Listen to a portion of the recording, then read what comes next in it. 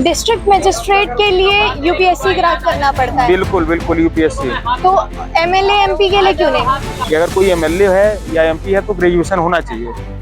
अगर वो ग्रेजुएट नहीं है तो बिल्कुल वो एलिजिबल नहीं है। अगर ग्रेजुएट नहीं है तो निश्चित तौर पर अगर पद पाएगा तो भ्रष्टाचार करेगा। उसको पता ही नहीं रहता है। उसके पीए लोग बताते हैं कि कितना फंड है। बहुत सारे एमएलए हैं और एमपी हैं, हमने देखा है, उनको पता नहीं है कि अपना फंड कैसे यूज करें। एक टीचर जब ज्वाइन करते हैं, टीचर बनते हैं, तो उनको पहले ट्रेनिंग दिया जाता है। एक आर्मी है जो देश की रक्षा कर रहा है, उसको भी पहले ट्रेनिंग दिया जाता है। तो आप पूरा देश संभाल रहे हो, आपके लिए तो ट्रेनिंग सबसे पहले होनी चाहिए। हमारा गृह मंत्री है वो अनपढ़ होता है, लालू प्रसाद यादव देखिए, वो सब बहुत सारे आते रहते हैं, तो अनपढ़ नहीं होना चाहिए। डीएम के लिए आप देख रहे हो कि यूपीएससी का पेपर कितना टफ होता है, वो क्रैक करना पड़ता है। पहले प्रीलिम्स फिर मेंस, इतना कुछ प्रोसेस होता है, उसका इतना हेक्टिक प्रोसेस होता है, पूछो मत। और नेता वगैरह के लिए कोई भी कुछ भी एजुकेशन कंपलसरी नहीं है, और वही बाद में पॉलिटिशियंस डीएम के ऊपर ऑर्डर देते हैं।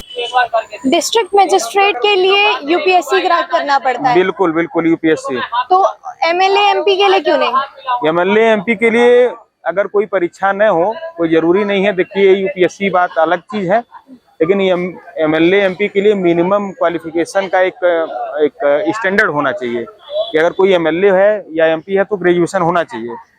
अगर वो ग्रेजुएट नहीं है तो बिल्कुल वो एलिजिबल नहीं है। Is not eligible for taking any designation like as MA और लाइक एज एमपी और एमएलए।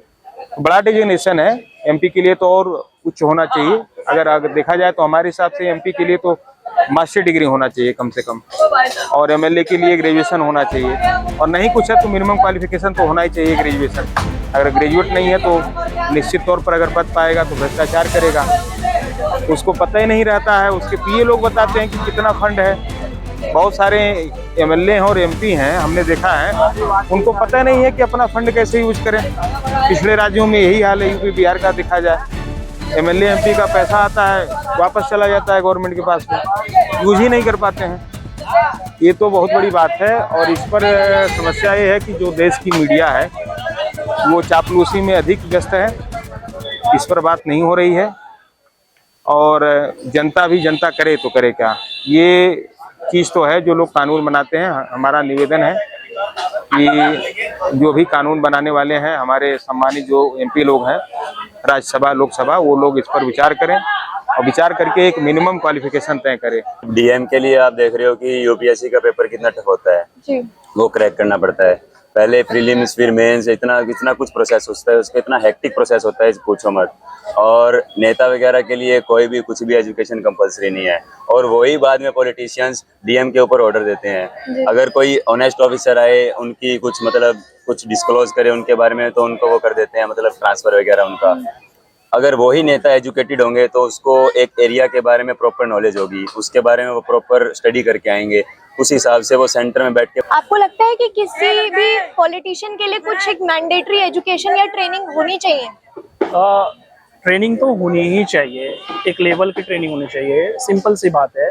एक टीचर जब ज्वाइन करते हैं, टीचर बनते हैं, तो उनको पहले ट्रेनिंग दिया जाता है। एक आर्मी है जो देश की रक्षा कर रहा है, उसको भी पहले ट्रेनिंग दिया जाता है। तो आप पूरा देश संभाल रहे हो, आपके लिए तो ट्रेनिंग सबसे पहले होनी चाहिए, उसके बाद कुछ होनी चाहिए। क्या आप चाहते हैं कि फ्यूचर में एमपी, पीएम, सीएम बनने के लिए कुछ एजुकेशन फिक्स हो? मिनिमम क्वालिफिकेशन डिग्री होना चाहिए, बैचलर्स डिग्री होना चाहिए, ताकि समझे कॉमन मैन का प्रॉब्लम क्या है, सिस्टम क्या है, किस तरह हम जो है एडमिनिस्ट्रेशन से कॉमन मैन का काम कर सके, उनके प्रॉब्लम को सॉल्व कर सके। और जितने भी डेवलप्ड कंट्रीज है, कहीं भी अनएजुकेटेड या इलिटरेट लीडर को चुनाव लड़ने के लिए फॉर्म भी भरा नहीं जाता है। सिर्फ एक हमारे भारत में ऐसा है कि इलिटरेट नेता जेल में बैठ के भी चुनाव जीत जाते हैं। नेताओं के लिए क्वालिफिकेशन नितांत आवश्यक इस देश में चुनाव लड़ने के लिए होनी चाहिए जी। जिस तरह से ग्राम पंचायत की जो बॉडी होती है या जी सरपंच जी, सरपंच को मैक्सिमम हायर सेकेंडरी उत्तीर्ण होना चाहिए। जनपद पंचायत के सदस्य को भी कम से कम हायर सेकेंडरी होना चाहिए जी। फिर जिला पंचायत अध्यक्ष और जिला पंचायत सदस्य को भी हायर सेकेंडरी होना चाहिए। उसके बाद एमएलए को ग्रेजुएट होना अनिवार्य है, फिर सांसद को पोस्ट ग्रेजुएट होना अनिवार्य होना चाहिए इस देश में। आपको लगता है गांव का मुखिया बिना किसी एजुकेशन के गांव संभाल सकता है क्या? नहीं संभाल सकता, एजुकेटेड होना चाहिए। आपको लगता है कुछ मिनिमम एजुकेशन फिक्स कर लेनी चाहिए? फिक्स कर लेनी चाहिए, तभी वो सरपंच बन सकता है। जी। जैसे डीएम के लिए कुछ मैंडेटरी होता है यूपीएससी क्रैक करना, तो एमएलए एमपी के लिए भी कुछ ट्रेनिंग या एजुकेशन करनी चाहिए? करनी चाहिए, एजुकेटेड तो होना चाहिए, एमएलए भी, एमपी हो, कोई भी चाहे, तभी देश की प्रगति करेगा। ये फ्यूचर में मुखिया, एमएलए, एमपीज के लिए कुछ एजुकेशन मैंडेटरी हो जाए? सही बात है, मैंडेटरी होना ही चाहिए, क्योंकि अब तो अनपढ़ लोग आ जाते हैं कि अनपढ़ हमारा गृह मंत्री है वो अनपढ़ होता है, वो स्टेट की बात कर रहा हूँ, तो कई सारे स्टेट में मुख्यमंत्री भी आप देखो, लालू प्रसाद यादव देखिए, वो सब बहुत सारे आते रहते हैं, तो अनपढ़ नहीं होना चाहिए। कि अगर कोई आईएएस होता है, पीसीएस होता है, उसके लिए मिनिमम क्वालिफिकेशन ग्रेजुएशन है, और उनको डील करने वाले, उनके ऊपर कंट्रोल करने वाले, उनके लिए कोई योग्यता नहीं है। तो हर डेजिग्नेशन के लिए कम से कम मिनिमम क्वालिफिकेशन होना चाहिए। जहाँ तक सरपंच की बात है, तो सरपंच तो गांव से बिलोंग करते हैं, और पता है हमारे घर में लोग सरपंच रहे भी हैं, तो सरपंच के लिए भी मिनिमम कम से कम हाई स्कूल होना चाहिए। और रही बात विधायिका की, एमएलए हो गए, एमपी हो गए, और इनके लिए मिनिमम ग्रेजुएशन होना चाहिए, क्योंकि जो लोग अयोग्य होते हैं, कभी कभी पार्टी के कारण अगर चुनाव जीत जाते हैं, तो लोग भ्रष्टाचार करते हैं। देश के जो लोग कानून बनाने वाले हैं, उनको कानून बनाना चाहिए संसद में, और मिनिमम क्वालिफिकेशन क्राइटेरिया हर डिजिग्नेशन के लिए होना चाहिए, बिल्कुल होना चाहिए, और नहीं होना इस देश के लिए बहुत दुर्भाग्य है।